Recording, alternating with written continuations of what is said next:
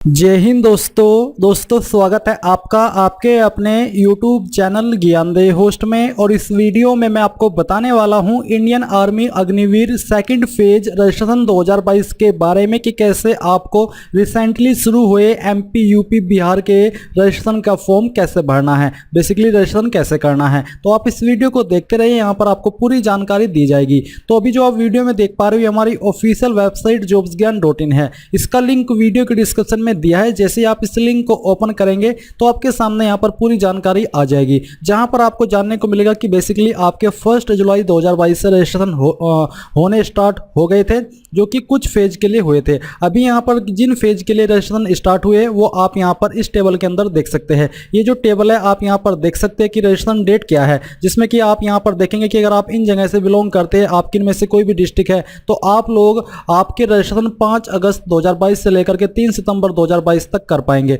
तो बेसिकली यहाँ पर आप देख सकते हैं कि जिनकी रजिस्ट्रेशन डेट 5 अगस्त से स्टार्ट है वो कैंडिडेट यहाँ पर रजिस्ट्रेशन कर सकते हैं। काफ़ी सारे जो डिस्ट्रिक्ट है एंड जो स्टेट है उनके लिए रजिस्ट्रेशन स्टार्ट हुए हैं। तो आपको यहाँ पर आपकी डिस्ट्रिक्ट के अकॉर्डिंग रजिस्ट्रेशन करना है। रजिस्ट्रेशन करने के लिए भी आपको क्या करना होगा, पूरी एलिजिबिलिटी चेक करने के बाद में आप यहाँ पर इंपॉर्टेंट लिंक्स के सेक्शन में आएंगे और अप्लाई ऑनलाइन पर क्लिक करेंगे। ओपन करने के बाद आपके सामने कुछ ऐसा इंटरफेस आ जाएगा। अभी यहाँ पर आपको क्या करना है, आप यहाँ पर राइट साइड में देखेंगे रजिस्ट्रेशन, तो आपको रजिस्ट्रेशन के ऊपर क्लिक करना है। इसके बाद में आपके सामने इंस्ट्रक्शंस आ जाएंगे, आपको इन सभी को चेक करते हुए कंटिन्यू के ऊपर क्लिक करना है। देन आपके सामने आती है पर्सनल डिटेल। तो आपको यहाँ पर सबसे पहले आपकी स्टेट सेलेक्ट करने की, कौन सी स्टेट के आप निवासी है। फिर आपसे पूछा कि आपके पास आधार नंबर है या फिर UIDI इनरोलमेंट नंबर है, ये उनको मिलता है जिन्होंने आधार के लिए अप्लाई किया हो। तो आप यहाँ पर आधार नंबर सेलेक्ट करें, फिर आपको यहाँ पर आपका आधार नंबर या फिर इनरोलमेंट नंबर दे देना है। देन आपको यहाँ पर आपका नाम 10th की मार्कशीट के अनुसार भरना है और सेम आपका नाम आपके आधार कार्ड के अंदर भी होना चाहिए।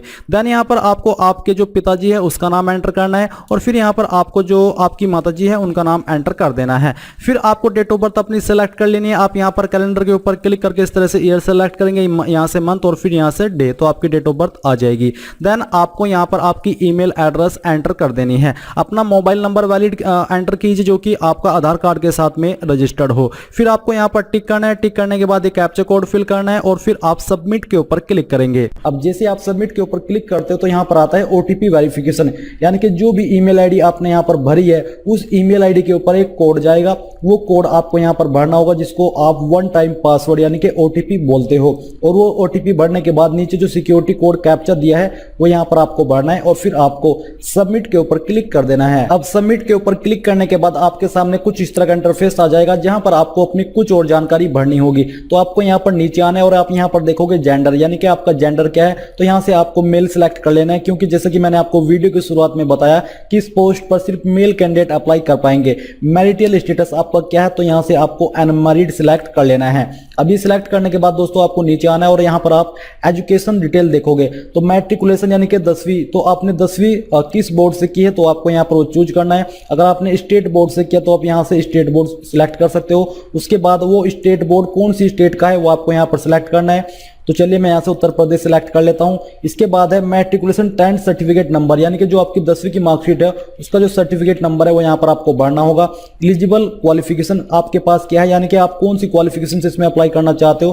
तो यहाँ पर आपकी जो भी क्वालिफिकेशन है वो आपको सिलेक्ट कर लेना है। जैसे कि आप सब लोग जानते हो कि इस पोस्ट पर अप्लाई करने के लिए आपसे ग्रेजुएशन की योग्यता मांगी है, जो कि इंजीनियरिंग के अंदर होनी चाहिए। तो चलिए मैं यहाँ पर ये सिलेक्ट कर लेता हूँ। अभी सिलेक्ट करने के बाद आप यहाँ पर देखोगे अपीयरिंग या फिर पास्ट, यानी कि जो आपने क्वालिफिकेशन चूज की है अभी भी आप उसमें हो, यानी कि आप उसको कर रहे हो या फिर आप उसे पास्ट कर चुके हो। तो यहाँ से मैं पास्ट के ऊपर क्लिक कर देता हूँ।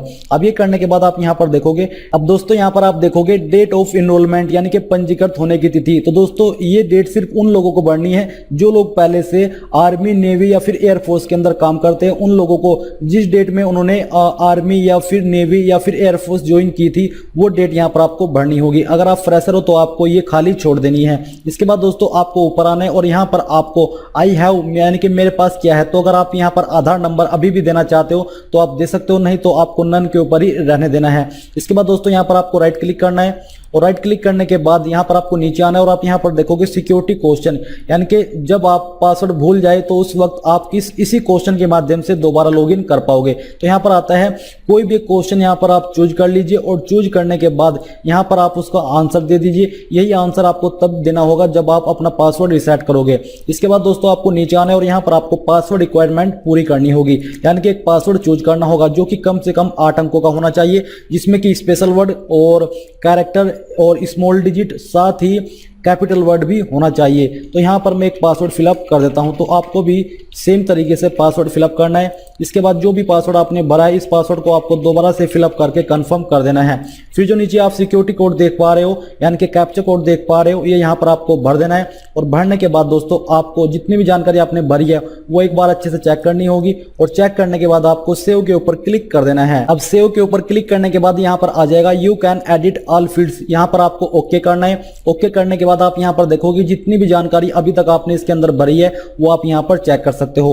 अब दोस्तों आपको अप्लाई कैसे करना है मैं आपको बताता हूँ। यहाँ पर आपको अप्लाई ऑनलाइन के ऊपर क्लिक करना है। अप्लाई ऑनलाइन के ऊपर क्लिक करने के बाद यहाँ पर दोस्तों आपके सामने एलिजिबिलिटी का सेम इंटरफेस आ जाएगा, जहां पर अगर आपकी एलिजिबिलिटी पहले से फिलअप है तो ठीक है, नहीं तो आपको सेम एलिजिबिलिटी यहाँ पर चूज कर लेनी है, जैसे कि state, district, tehsil, date of birth, height, qualification, male और जो आपका मैरिटल स्टेटस है वो। अब गाइज आपके सामने कुछ ऐसा इंटरफेस आ जाएगा जैसे कि आप यहाँ पर देख सकते हो। तो जैसे ही आपके सामने यहाँ पर चेक एलिजिबिलिटी का इंटरफेस आ जाए तो आपको यहाँ पर नीचे आने के बाद एप्लीकेशन देखने को मिल जाएगी। तो आप जिस भी पोस्ट पर अप्लाई करना चाहते हैं उसी पोस्ट पर आप अप्लाई के ऊपर क्लिक करेंगे। अप्लाई के ऊपर क्लिक करने के बाद आपके सामने इंस्ट्रक्शंस आएंगे। आपको यहाँ पर नीचे कंटिन्यू के ऊपर क्लिक करना है। कंटिन्यू के ऊपर क्लिक करने के बाद आपके सामने यहाँ पर पर्सनल इन्फॉर्मेशन आ चुकी है, जहां पर आपने कुछ जानकारी रजिस्ट्रेशन करते समय भर दी थी और कुछ जानकारी अभी आपको भरनी है। जैसे कि यहाँ पर आपको फोटो अपलोड करना है जिसका साइज 5 से 20 KB के बीच में रहना चाहिए। तो आपको यहाँ पर आपको ब्राउज के ऊपर क्लिक करके आपका फोटो अपलोड करना होगा, बट उसके पहले आप यहाँ पर जो आपका रिलीजन है वो सिलेक्ट कर लीजिए। इसके बाद आपकी क्लास क्या है,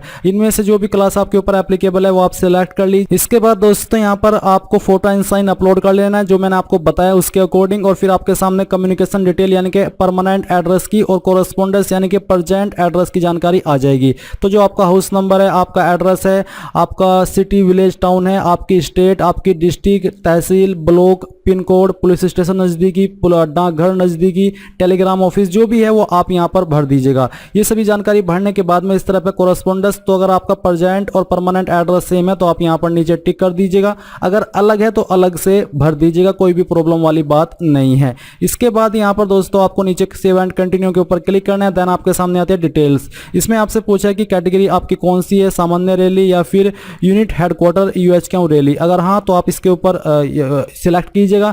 आपका स्पोर्ट कौन सा है, स्पोर्ट अगर आप कोई खेले हो तो आप यहाँ पर यस करेंगे, नहीं तो आपको नो करना है। NCC कैंडिडेट हो तो यस करेंगे, नहीं तो आपको नो करना है। फिर आपसे पूछा कि do you belong to special category, select any of from below. अगर आपकी इनमें से कोई कैटेगरी है तो आप सिलेक्ट कर लीजिए, नहीं तो नॉन के ऊपर ही रहने दीजिए। फिर हाईएस्ट क्वालिफिकेशन आपकी क्या है, आप सिलेक्ट के ऊपर क्लिक करके यहाँ पर सिलेक्ट कर लीजिए। Valid light motor vehicle driving licence अगर आपके पास है तो यस करेंगे, नहीं तो आपको नो करना है।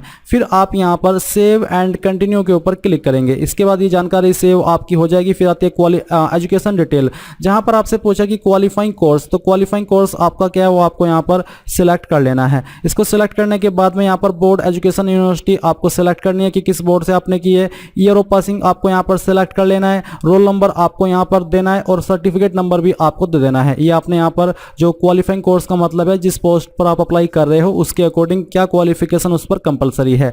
फिर आप यहाँ पर ऐड के ऊपर क्लिक करेंगे। ऐड के ऊपर क्लिक करने के बाद में ये जो आपकी जानकारी है वो यहाँ पर नीचे ऐड हो जाएगी। फिर आप यहाँ पर देख सकते हैं आपकी जो अन्य जानकारी है वो आप इसमें बेसिकली आप सब्जेक्ट की जानकारी देंगे। जैसे कि आपका सब्जेक्ट इंग्लिश है, इसमें आपको कितने नंबर आए थे वो आप यहाँ पर भर देंगे। कितने में से आए थे वो आप आउट ऑफ मार्क्स के अंदर भरेंगे और ऐड न्यू रो के ऊपर क्लिक करके जो आपका अगला सब्जेक्ट है उसकी जानकारी देंगे। जो भी है आपका बेसिकली ऐसे करके आपको यहाँ पर आपके सभी सब्जेक्ट की जानकारी दे देनी है एक एक करके। तो ये देने के बाद में आप यहाँ पर नीचे कंटिन्यू के ऊपर क्लिक कर देंगे। करेंगे और कंटिन्यू के ऊपर क्लिक करने के बाद में ये जानकारी आपकी सेव होती चली जाएगी और फिर आप यहाँ पर कुछ इस तरह का इंटरफेस देख पाएंगे। अब आपको यहाँ पर इन सभी जानकारी को वेरीफाई करना है और आप यहाँ पर जो आपकी कंटिन्यू है इसके ऊपर क्लिक करेंगे। तो चलिए हम यहाँ पर कंटिन्यू के ऊपर क्लिक करते हैं। अब आपके सामने आपका फॉर्म का प्रीव्यू ऊपर की तरफ आ जाएगा। आपको पूरी जानकारी वेरीफाई कर लेनी है और वेरीफाई करने के बाद पूरी तरीके से श्योर होकर के आपको सबमिट के ऊपर क्लिक करना है। सबमिट के ऊपर क्लिक करने के बाद आपका जो फॉर्म है वो सबमिट हो जाएगा।